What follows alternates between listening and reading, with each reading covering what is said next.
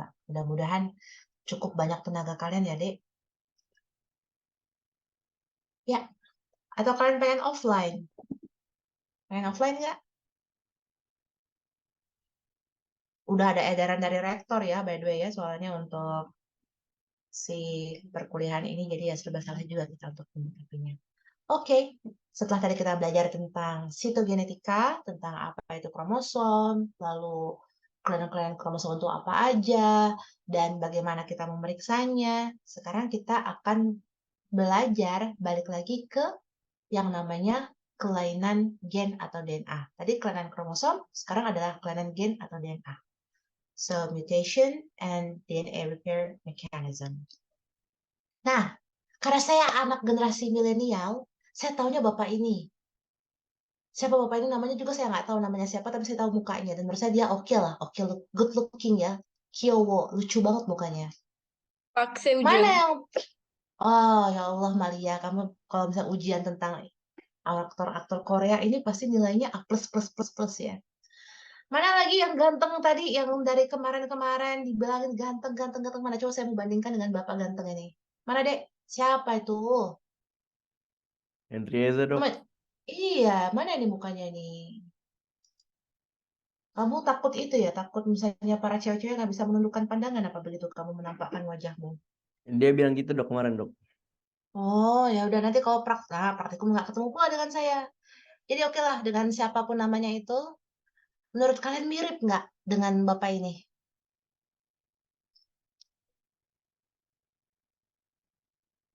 Kan ganteng, konon ganteng, mirip nggak sama bapak ganteng ini? Atau ada yang nggak rela bahwa, wah nggak dok, jauh lah dia. Saya coba lihat ya, main-main dulu ke bawah, scroll dulu nih, cowok-cowok yang, wah banyak yang nggak ada muka-mukanya.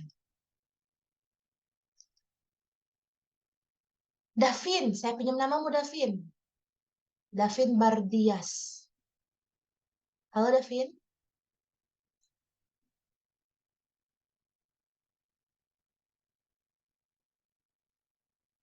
Davin, mirip nggak Davin? Kamu sama bapak ini. Apa Saya panggilnya dengan kalau... yang di Iya, kamu dengan siapa? Kamu panggil dari itu, kalau dia Opa atau Ajusi? Kalau umur-umur segini nih. saya kurang tahu tentang Iya, saya juga Korea dok. kurang tahu. Iya, sama juga. Tapi kan kita nggak perlu tahu Koreanya, tahu gantengnya aja gitu. Ganteng, kamu sama ganteng nggak nih, Davin? Ya menurut saya ya ganteng dok. Kamu ganteng, dia ganteng. Berarti kamu sama sama dia gitu ya? Oh, Mirip. saya sepertinya saya kurang ganteng dibandingkan ini dok. Ya, Janganlah, Davin. Harus percaya diri. Saya ganteng dengan cara saya sendiri, dok. Dia bisa ganteng ya dengan kegantengannya, saya ganteng dengan kegantengan saya. benar Oke, dokter. bener kan? Nah, berarti kamu mirip dong kalau sama-sama ganteng. Bisa dibilang begitu dokter. Hmm. Yang lain sepakat kalau Davin mirip dengan Park Seo Joon. Opa, opa, mirip nggak dia? Opa Davin dan opa Park Seo Joon ini. Sepakat. Sepakat kan iyalah Rahmadito. Rahmadito Khairul Rizki. Kalau bisa dibilang sepakat, ya saya sepakat karena Davin sama bapak ini share the same 99.9% genetic similarity. Jadi dalam-dalamnya Davin tuh sama bapak ini, nggak ada bedanya ya Vin, mirip kok memang.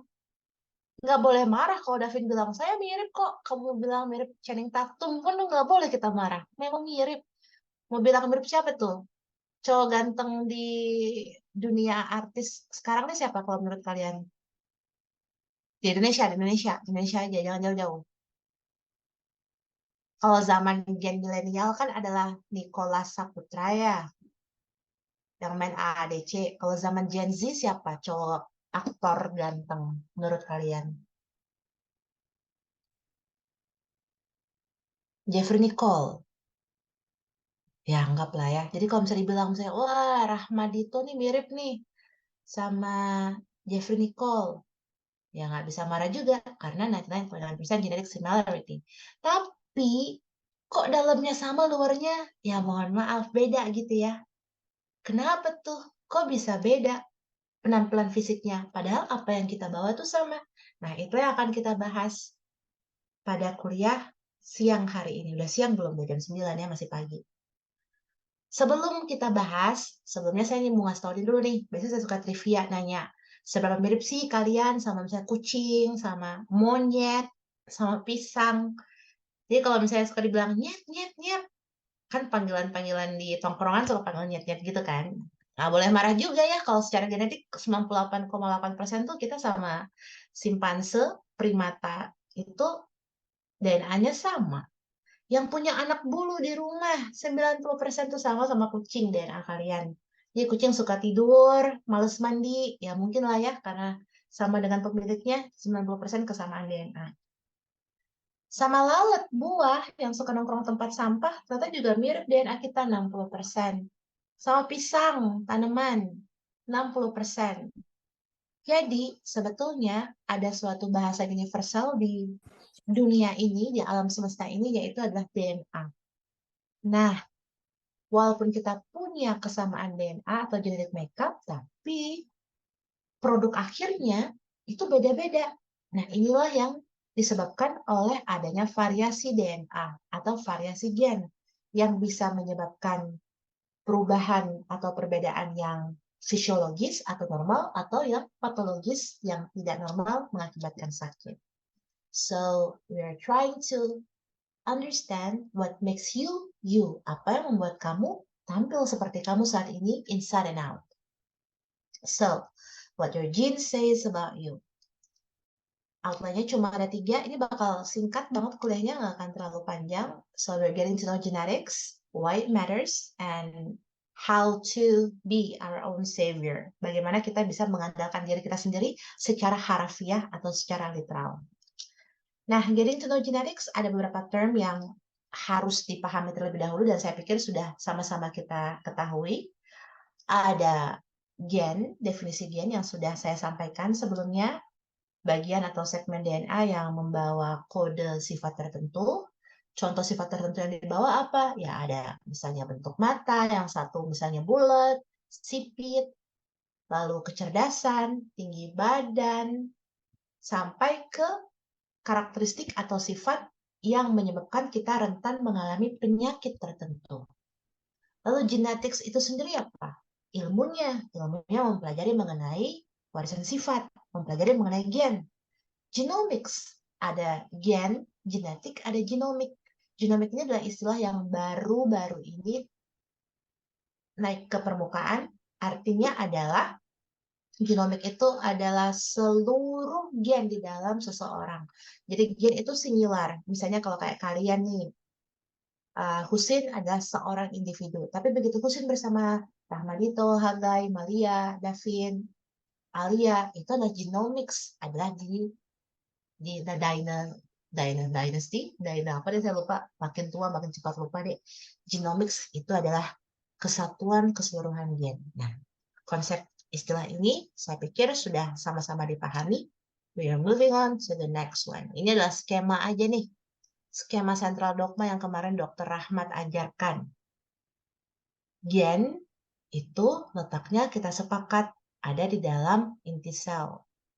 Inti sel kan ada kromosom nih. Ingat ya, kromosom tadi adalah kondensasi kromatin. Kromatin itu apa? DNA dan protein histon. Nah, kalau satu saja kromosom, itu cuma beberapa gen. Tapi kalau 23 pasang kromosom, berarti adalah genom kan ke semua atau keseluruhan gen. Dari DNA, yang saya ibaratkan dengan kita lagi membuat kue, DNA atau gen ini adalah resepnya, lalu kita akan membuat kue atau protein melalui 2 tahapan, transkripsi dan translasi. Jadi, resep-resep ini harus benar nih untuk menghasilkan kue atau produk makanan yang juga sesuai harapan. Kalau terjadi variasi di sini, terjadi apa? Variasi kue kan? Tadi kan kita sepakat tuh yang kemarin, kalau kuenya resep awalnya 3 sendok teh coklat bubuk, kalau tiba-tiba ada yang 5, rasa coklatnya lebih kenceng. Ada yang 1, rasa coklatnya nggak kerasa, hambar. Nah, variasi itulah yang menyebabkan masing-masing kita itu berbeda satu sama lain. walaupun jumlah perbedaannya hanya 0,1%. So, masih sama, ini adalah ilustrasi saja bagaimana central dogma, proses itu bisa diibaratkan dengan proses memasak. DNA adalah buku resepnya secara keseluruhan, gen adalah single recipe, satu resep, dan hasil akhir makanannya adalah protein. Kalau ada kekeliruan di dua tahap ini, ya tentu akan terjadi suatu kesalahan dalam proses memasak. Hasil produk masakannya jadi nggak enak. So why it matters untuk mempelajari mengenai variasi gen ini yang kemarin juga sempat saya sebutkan bahwa seorang individu itu adalah perpaduan dari atau hasil dari interaksi sinergi antara faktor nature, yaitu adalah gen yang kita bawa, dan faktor nurture.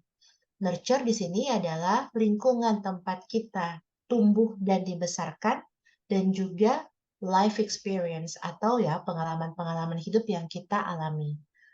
Nurture dicampur nature, that what makes you you. Nurture itu sangat luas cakupannya, sampai saat ini pun kita belum bisa menentukan bahwa ini memengaruhi, ini tidak memengaruhi. Life experience as simple as misalnya kalian ada kejadian pernah hilang di pusat perbelanjaan ketika masih kecil. Bagi kamu, itu akan terimprint pengalaman itu dan akan memengaruhi gen. Bisa. Kalau misalnya ada yang life experience-nya pernah digosipin, dibully sama teman-teman, apakah akan memengaruhi gen? Bisa. Tapi yang seperti itu, dia tidak akan terlihat secara langsung di gennya. Nah, inilah yang kita kenal dengan epigenetik. Adalah topik lain lagi yang perlu dibahas dalam kesempatan berikutnya.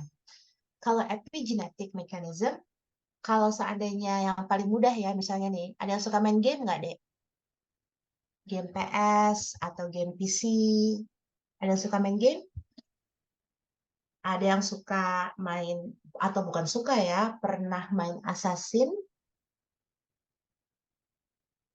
Main ya, kayaknya Rahmadito nunjuk tangan. Kenapa kamu nyoblos nomor 1 gitu ya, bukan ya? Main deh, sampai yang terbaru main juga, Odyssey. Saya yang terakhir main sampai Valhalla. belum yang diharap itu sekarang tapi kalau Mahal ya sekarang ya game-game PS ya, sedih ya. Jadi kalau misalnya kalian pernah main Assassin atau yang nggak pernah main Assassin, yang paling mudah adalah pertanyaan berikutnya, pernah deja vu nggak, Dek? Wah, kayaknya pernah ya, aku kesini atau kayaknya pernah ngalamin kejadian ini. Mungkin ada ya yang pernah mengalami deja vu. So, dari aspek ilmiah, banyak ilmuwan yang mencoba untuk mengeksplor deja vu itu sebagai suatu mekanisme epigenetik. Epigenetik itu apa? Yang tadi saya bilang ya, paparan faktor lingkungan yang amat intens terus-menerus itu bisa memengaruhi genetic makeup kita. Dia tidak mengubah susunan DNA, tapi dia mengubah metilasi gen. Belajar central dogma ada metilasi kan? Ada post-translational modification, belajar kan dari Dr. Ahmad? Ada histone modification, penambahan gugus metil, ingat nggak? Mudah-mudahan ingat. Nah, epigenetik atau beyond genetik itu terekam di metilasi tadi atau protein histone. Apa yang terekam? Semua jejak pengalaman hidup. Semua jejak pengalaman hidup berarti dari orang tua, nenek moyang tuh bisa diwariskan ke kita saat ini. Contoh yang paling sering dibahas, kita seringkali suka sama orang yang mirip orang tua. Who's to say that those preferences tidak diwariskan secara epigenetik? Kesukaan tertentu terhadap hal-hal tertentu bisa juga diwariskan secara epigenetik. Yang paling sensasional adalah ketika sekelompok tim studi dari pusat riset di Eropa meneliti tentang pewarisan life experience through epigenetic mechanism. Jadi, ada sekelompok tikus putih dimasukkan ke dalam kandang. Tikus putih ini Walaupun terkesan seperti kejam, dalam penelitian tersebut mereka disetrum atau dialirkan aliran listrik ke kandangnya. Sebelum dialirkan aliran listrik ke kandang, disemprotkan dulu nih parfum cherry blossom. Terus berulang-ulang bersiklus. Hari ini semprot cherry blossom setrum, besok semprot cherry blossom setrum. Sampai beberapa waktu lamanya. Setelah beberapa waktu diberikan perlakuan seperti itu, mereka di-breeding. Jadi punya anak nih. Ketika melahirkan anak, anak-anak yang baru saja dilahirkan dari induknya tersebut langsung diambil, dipisahkan dari induknya. So, tidak ada direct contact whatsoever. Lalu, anak-anak tikus putih yang lucu-lucu ini kemudian dicoba diberikan perlakuan yang sama. Perlakuan yang sama apa? Disemprotkan cherry blossom. Apa coba responsnya? Mereka memberikan respon seolah-olah kandangnya dialiri aliran listrik juga. Padahal nggak ada aliran listrik yang dialirkan. Padahal mereka nggak ada interaksi dengan orang tua. Mereka cuma diberikan sensasi wangi cherry blossom. So that proves bahwa life experience dari seorang individu itu bisa di-passed on ke generasi berikutnya.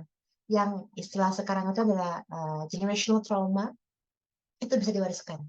Your trauma, your life experience can be passed on to your kids.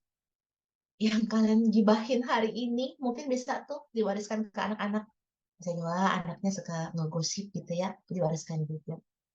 Jadi, harap berhati-hati, harap bijak dalam bertindak dan bertingkah laku karena life experience yang kita alami saat ini memengaruhi sebetulnya tidak hanya ke diri kita saat ini, tapi juga ke anak keturunan.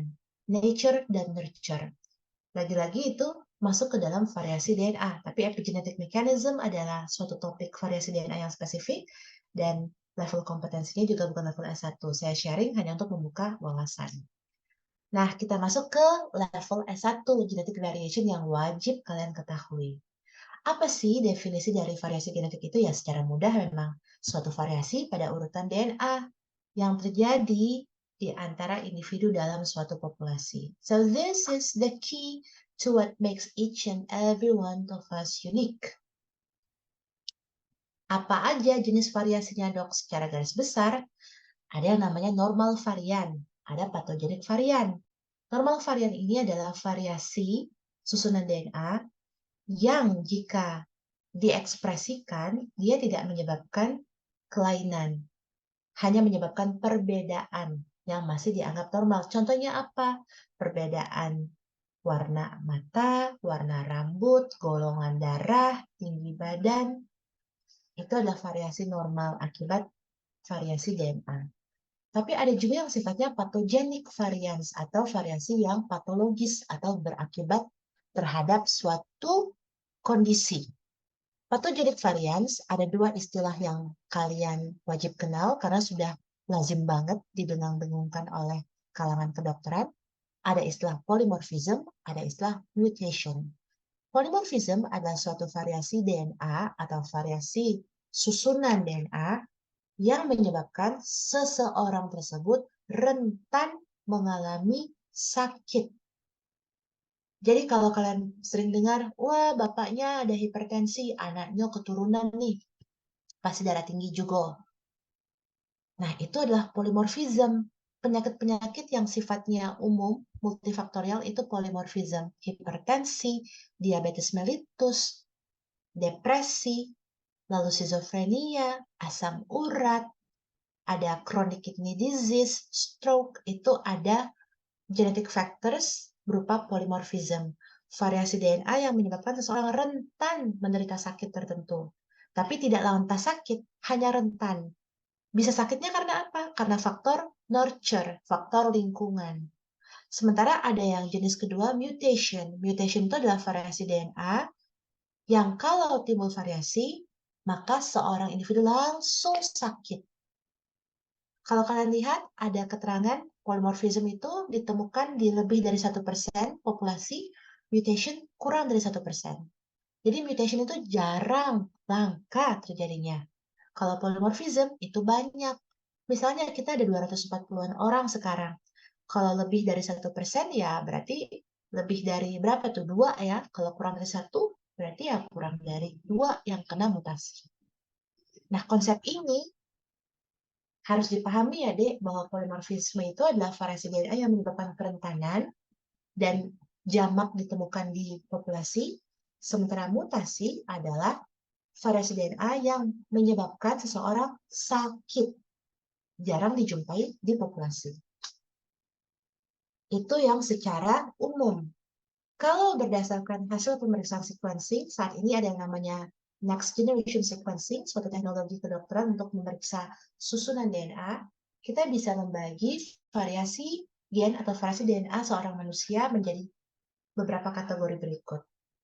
Ada benign variants, likely benign, variants of uncertain significance, likely pathogenic, pathogenic. Jadi kalau ini lebih terdegradasi ya, ada variasi yang benar-benar normal, variasi yang ya mungkin normal, ada variasi yang aku nggak tahu mau letakkan di mana nih, normal atau enggak, so in between. Lalu ada variasi yang benar-benar patologis atau patogenik dan cenderung patologis atau cenderung patogenis. Oke, kalau kita lihat nih visualisasinya lagi-lagi kita banyak menggunakan ilustrasi ya biar untuk memahami. Adenin berikatan dengan timin. Guanin berikatan dengan sitosin. Ini udah fix, tidak boleh diubah-ubah, udah dari sananya pasangannya ini. A sama T, G sama C. Ini DNA. Kalau RNA, A sama apa, Dek? Berhasil, Dok. Urasil. Jadi kalau misalnya kita mau ngegombal tuh, I wish I was adenine so I can be paired with you. Ya kan, ya. Kalau mau ngegombal-gombal, iyalah. Boleh lah, Dek, ngegombal-gombal bikin orang senang itu pahala kan.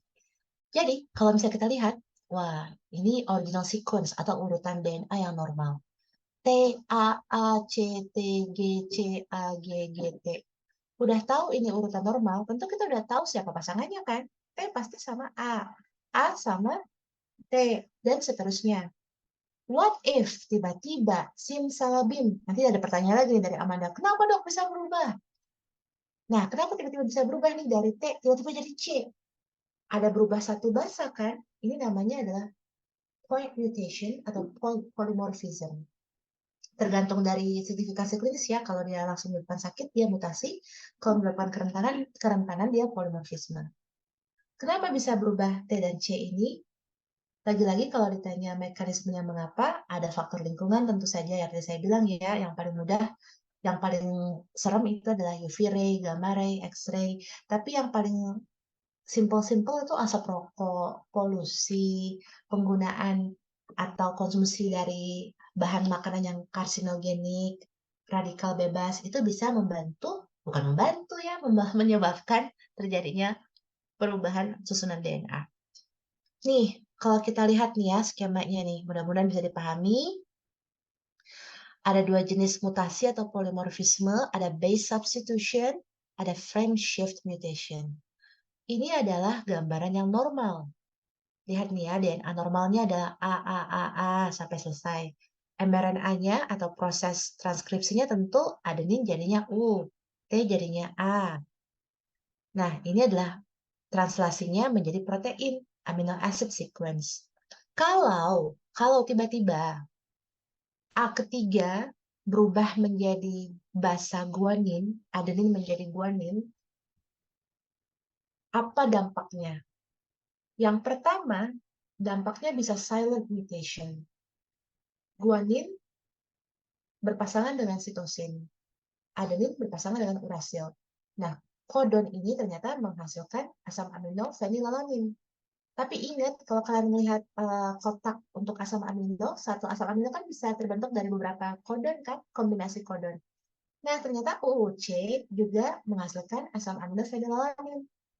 Jadi, itu adalah silent mutation. Berubah DNA-nya, tapi proteinnya nggak berubah. Jadi, ibaratnya kayak hatinya aja yang berubah. Tapi di luarnya dia masih tetap sama. Lain di mulut, lain di hati, itu yang missense mutation. Kalau silent mutation tuh kayak munafik ya. Kalau kata orang, oh hypocrite. Di depannya ya gimana-gimana, padahal di dalamnya suka ngejulitin gitu ya. Itu silent mutation. Kalau missense mutation, Ini yang sesuai dengan logika. Ya kalau DNA berubah, wajar dong. Amino acid juga berubah, ya protein berubah. Itu missense mutation. Lalu ada nonsense mutation. DNA-nya berubah, basa nukleotidanya berubah satu, tapi yang terjadi apa? Terbentuk kodon yang menghentikan proses translasi atau terbentuk stop codon. Ingat ada beberapa kombinasi stop codon ya. Salah satunya adalah UAA. Kalau ada UAA, nggak akan lanjut lagi tuh proses translasinya. Proteinnya jadi apa? Proteinnya jadi pendek. Atau kalau malah stop codon di awal sekali, ya nggak akan terbentuk protein sama sekali. So these are the types of base substitution mutations. Ada silent mutation, berubah DNA, tapi karena kodon yang dihasilkan menghasilkan asam amino yang sama, sehingga protein yang dihasilkan tetap sama. Missense mutation. Ini yang secara logis sangat wajar terjadi, berubah DNA, berubah pula asam amino, berubah pula protein. Nonsense mutation, perubahan DNA mengakibatkan terbentuknya stop codon, jadi proteinnya akan memendek atau bisa tidak terbentuk sama sekali. Oke, selanjutnya ada frame shift mutations. Frame shift mutations ini masih ingat ya, kalau ada 3 huruf kan kita bacanya 3-3 ya, misalnya aku, dibacanya ya AKU. Tapi kalau tiba-tiba ada yang nyelip tuh, setelah K ada huruf S, nyelip, insersi. Jadi kalau kita penggal menjadi 3 huruf, jadinya AKS kan ya, bukan AKU. Karena ada yang nyelip tuh. Berubah jadi asam aminonya. Lalu itu kalau dia nyelip, kalau dia insersi, kalau dia lesi, ada yang hilang. Dari huruf AKU, tiba-tiba U-nya hilang. Setelah kata aku, ada kata mau. Berarti AK, U-nya hilang, harus ngambil satu lagi huruf ya, biar 3-3. Berarti AKM. Nah, bergeser tuh. Jadi kayak gitu ya dia, mudah kan ya? Kalau insersi dia nyelip, jadinya misalnya aku mau, jadinya ada S setelah K, jadi AKS, UMA. Kalau dia lesi, ada yang C-nya K-nya hilang, berarti bacanya AUM. Terus AU lagi seterusnya. Ya, bergeser jadi pembacaannya.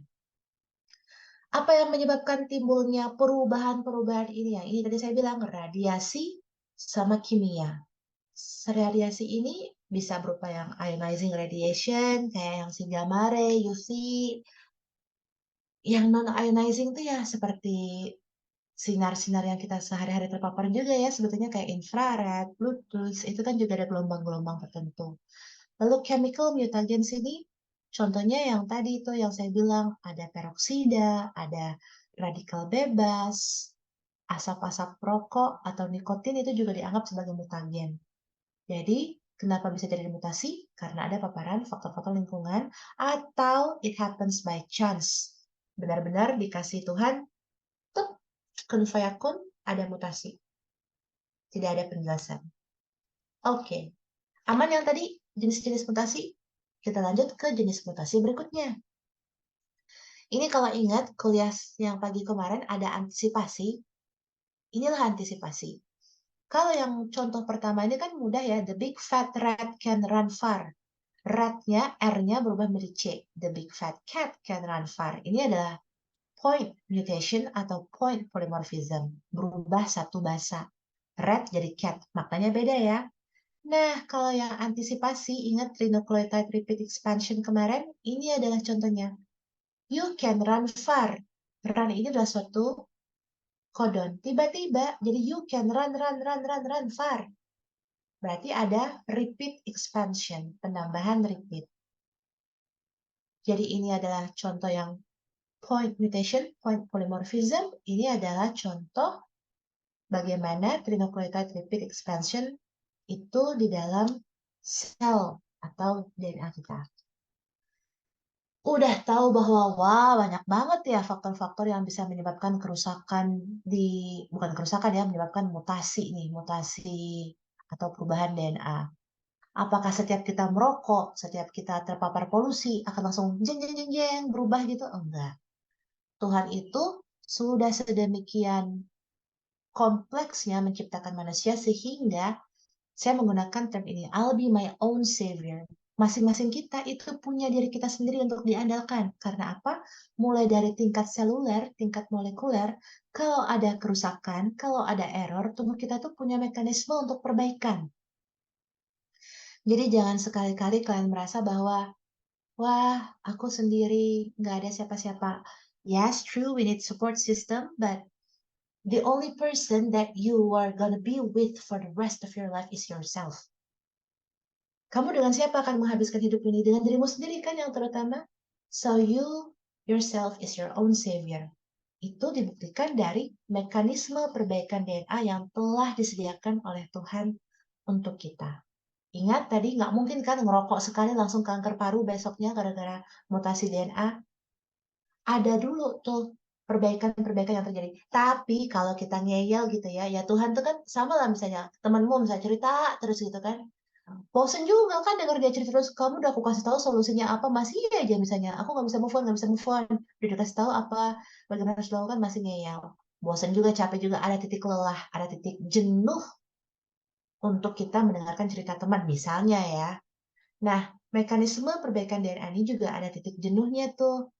Kalau misalnya dibombardir tiap hari misalnya, contohnya aja kayak misalnya karang di lautan ya, batu-batu karang.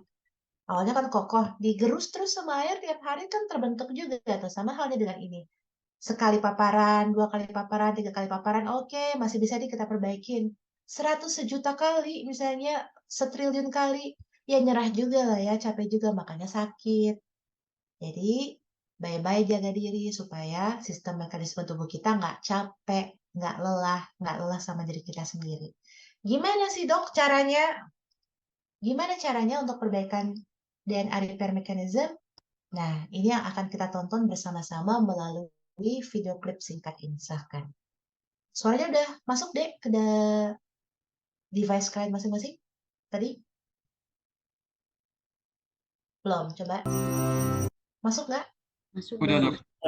Masuk. Oke, silakan ditonton. The DNA in just one of your cells gets damaged tens of thousands of times per day. Multiply that by your body's 100 trillion or so cells, and you've got a quintillion DNA errors every day. And because DNA provides the blueprint for the proteins your cells need to function, damage causes serious problems, such as cancer. The errors come in different forms. Sometimes nucleotides, DNA's building blocks, get damaged. Other times, nucleotides get matched up incorrectly, causing mutations. And nicks in one or both strands can interfere with DNA replication, or even cause sections of DNA to get mixed up. Fortunately, your cells have ways of fixing most of these problems, most of the time. These repair pathways all rely on specialized enzymes. Different ones respond to different types of damage. One common error is base mismatches. Each nucleotide contains a base, and during DNA replication, the enzyme DNA polymerase is supposed to bring in the right partner to pair with every base on each template strand, adenine with thymine and guanine with cytosine. But about once every 100,000 additions, it makes a mistake. The enzyme catches most of these right away and cuts off a few nucleotides and replaces them with the correct ones. And just in case it missed a few, a second set of proteins comes behind it to check.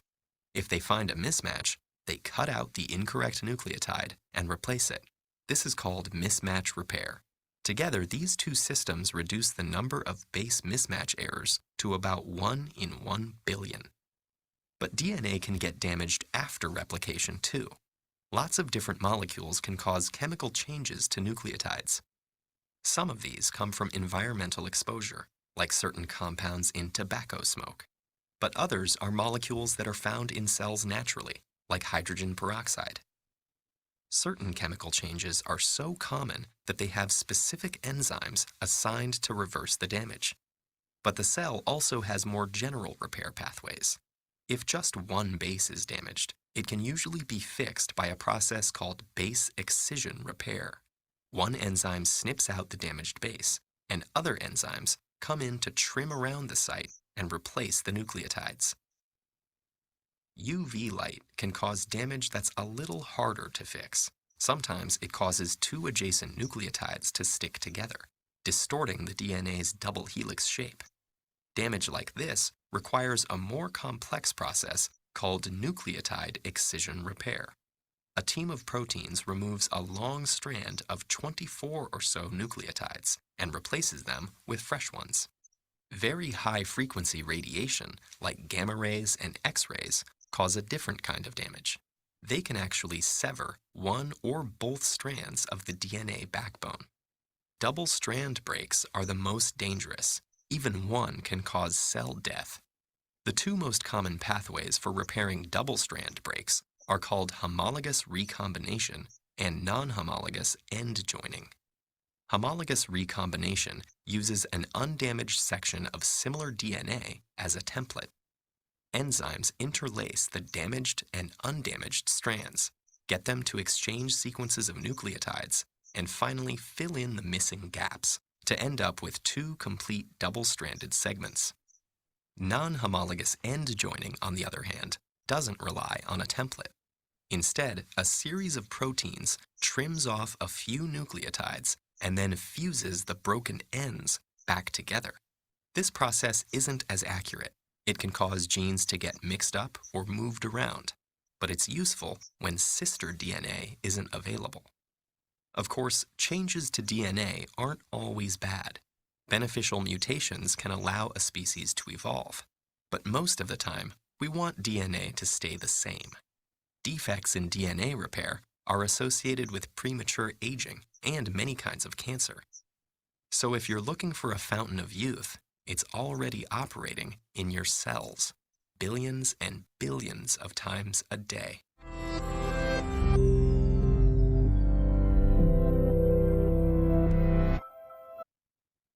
Oke, jadi kalau kita lihat dari video singkat tadi, simple ya deh ya sebetulnya. Yang perlu kita ketahui bahwa error atau kerusakan-kerusakan DNA yang bisa menyebabkan variasi DNA, baik itu polimorfisme maupun mutasi itu, bisa terjadi baik sebelum replikasi ataupun setelah replikasi. Sebelum replikasi apa tadi yang mekanismenya? Ada yang namanya mismatch repair. Sebelum replikasi itu kan tadi ada, kalau kalian lihat misalnya nih, contoh mudah bisa di kelas kalian udah tahu nih ada couple. Saya pinjam namanya misalnya Rahmat nih, Rahmadito sama Metia yang ada di layar saya ya, mohon maaf ya. Rahmadito sama Metia nih couple nih, first couple di angkatan 2023. Terus tiba-tiba Rahmadito nggak deketin cewek lain nih, nggak deketin misalnya siapa ya, Siti Aliatan Rofiah. Terus pasti teman-teman yang lain kan pada ngeh kan, wah Rahmadito, panggilmu siapa Rahmadito? Panggil nama ke temanmu, Dito atau Rahmat? Panggilan saya biasanya Dito, Dok. Dito. Nah, saya terus teman-temannya belajar kan Dito, kamu tuh harus sama si Metia, kamu sama si Siti gitu. Itulah sama kayak si mismatch repair. Mereka akan datang enzim yang untuk ngecek A harus sama T, G harus sama C, nggak boleh ada base mismatch. Sehingga kalau ketemu ada base mismatch, langsung dibenerin mismatch repair, itu sebelum replikasi DNA. Setelah replikasi, apakah mungkin terjadi error? Lebih mungkin, karena apa deh kan melihat kan banyak banget faktor risiko lingkungan yang menyebabkan kerusakan-kerusakan, dari yang paling simple yang kita pikir biasa merokok gitu ya. Banyak banget tuh dampak-dampak negatifnya untuk rokok. Kalau misalnya tadi yang salah itu cuma pasangannya nih, kalau setelah replikasi apa yang bisa terjadi? Nukleotidnya yang rusak, bukan cuma basa. Nukleotid tadi kan kalau lengkap itu ada basa, ada sugar, ada fosfat, ya kan ya? Nah, kalau nukleotid yang rusak, apa mekanismenya tadi? Nucleotide excision repair. Yang rusak dipotong, dikasih yang baru oleh sesat enzim. Tentu prosesnya ya nggak sesimpel di gambar ya, harus ada misalnya, enzim apa bekerja di mana-mana, tapi dari visualisasi gambar tadi, video tadi, mudah kita pahami. Lalu selain nucleotide excision repair yang biasa terjadi karena rokok ataupun sinar matahari, makanya pakai sunscreen ya deh ya, nggak mau kan ya, umur 17 udah keriput, ada fine wrinkles. Pengennya awet muda nggak sih kalian sampai umur 40-50 tuh yang masih wow, cantik gitu ya. Yang cowok-cowok juga jangan lupa pakai sunscreen. Kalian juga wajib untuk menjaga kesehatan kulit, bukan karena feminim, tapi ya sadar kesehatan lah. Bukan untuk misalnya mau glowing skin, mau jadi influencer atau apa, tapi untuk menjaga kesehatan. Lalu, setelah ada nucleotide excision repair, saya lupa ada base excision repair. Ada base excision repair itu satu basa yang rusak, dicabut, basanya rusak, masukin basa baru. Kalau nucleotide excision repair itu nukleotidanya, bukan hanya basa, tapi plus sugar, plus fosfat yang diganti. Kalau paparan lingkungannya itu sangat parah, kayak tadi gamma ray, X-ray, maka yang terjadi apa? Bisa timbul pecah tuh double strand break DNA. Kan kita kan double strand ya, yang intertwine. Bisa pecah, terlepas, padahal harusnya dia hanya terpisah kalau mau replikasi kan ya. Tapi tiba-tiba gara-gara ada paparan exposure lingkungan dia pecah. Apa yang terjadi? Bisa timbul kematian sel, apoptosis. Bagaimana cara mencegahnya? Tadi ada dua mekanisme ya, homologus rekombinasi dan non-homologus enjoining. Saya suka kasih contoh analogi kalau untuk mekanisme homologus dan non-homologus itu kayak misalnya kalian punya buku. Misalnya saya minta contohnya ini ada namanya Tania, B. Tania Pria. Halo Dek, apakah masih bersama kita di sini B. Tania Pria? Ya, B. Tania Pria mungkin sekarang sedang ke WC, nggak apa-apa. Saya pinjam namanya Fahima. Kau ada I, ada apostrofi di depan kata I itu berarti Ain ya? Ina ya? Iya bukan?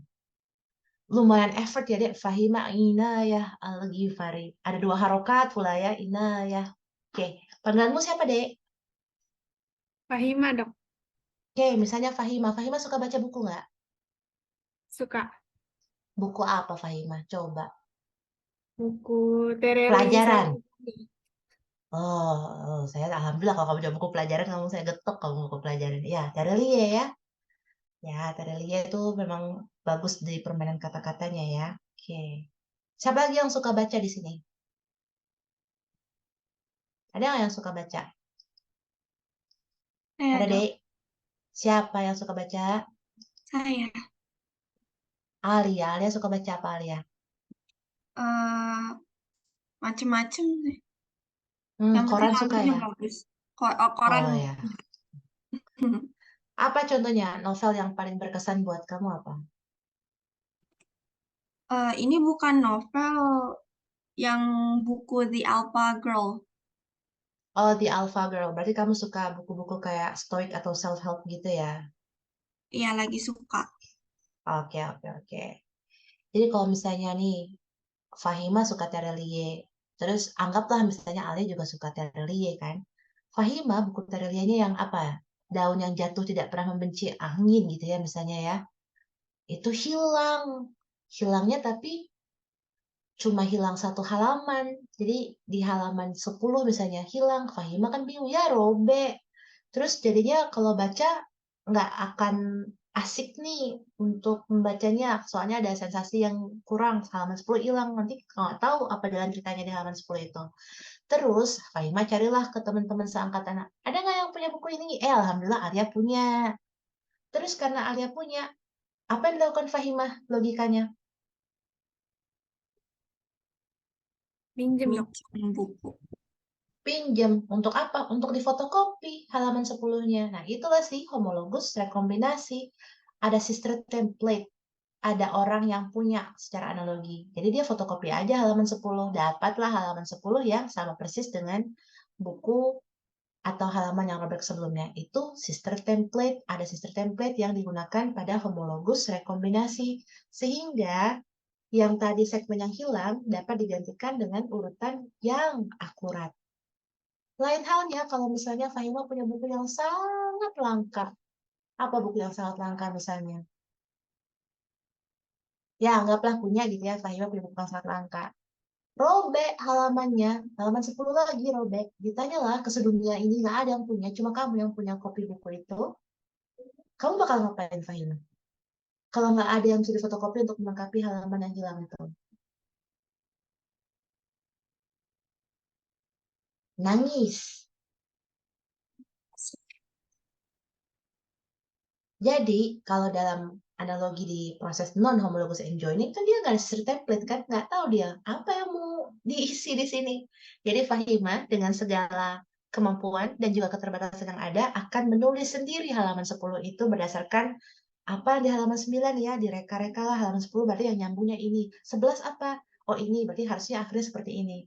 Jadi kamu akan mencoba mereka-reka, menentukan apa yang harus ditulis di halaman 9 agar sesuai halaman 10 agar sesuai dengan halaman 9 dan halaman 11. Itulah non-homologous and joining. Tidak ada sister template. Jadi mereka cuma menyatukan atau menggunakan nukleotida-nukleotida yang ada di dalam sel, diambil sekenanya random untuk mengisi kekosongan. Apakah akan valid atau akurat? Tentu tidak, seperti yang tadi disebutkan dalam video. Jadi kayak gitu ya perumpamaannya, konsepnya yang saya harap bisa dipahami dan mudah untuk diingat. Untuk detailnya enzimnya apa segala macam tentu akan ada penjelasannya. But the thing is, you need to know and understand the concept dulu. Konsep dulu aja. Other things will come along. Oke. Setelah tahu bahwa, wah, ternyata Tuhan itu banyak sekali ya upaya Tuhan untuk menjaga diri kita sendiri yang tadinya dikasih yang baik-baik dari awal, terus ada paparan godaan-godaan misalnya, dikasih godaan, rusak, dikasih lagi untuk perbaikan.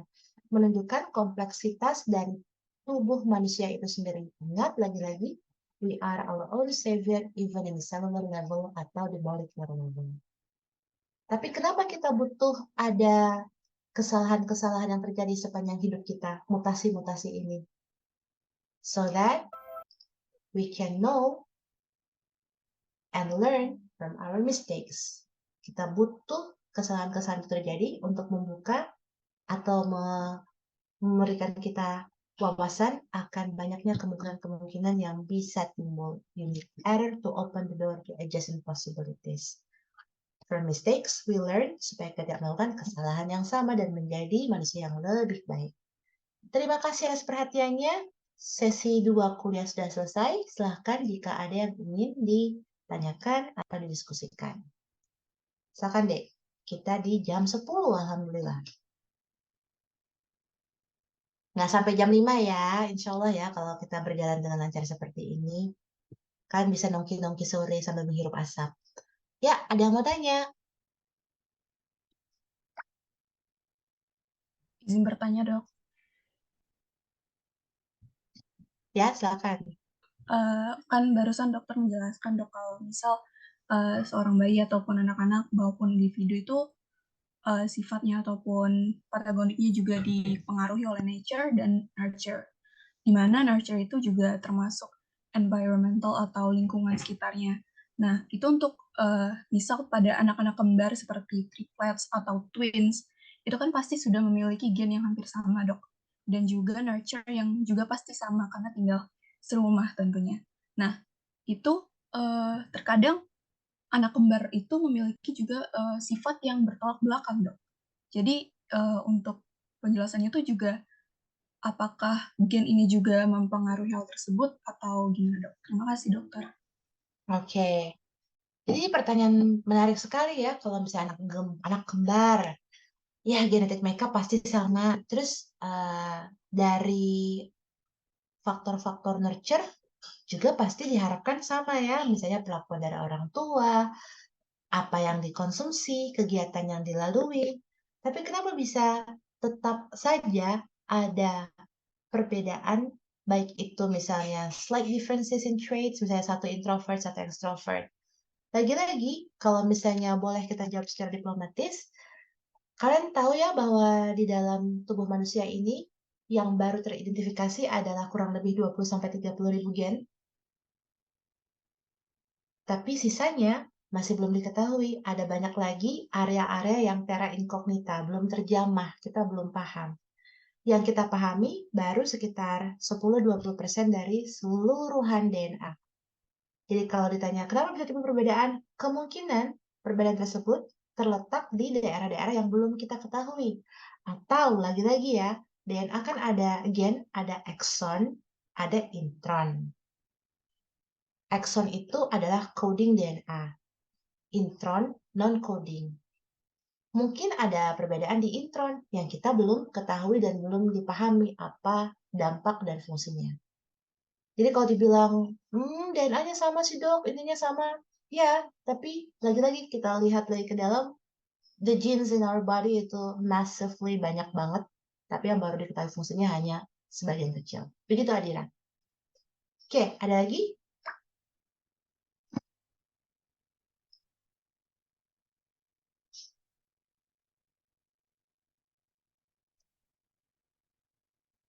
Ada lagi deh yang mau bertanya atau cukup dipahami untuk kuliah yang tadi?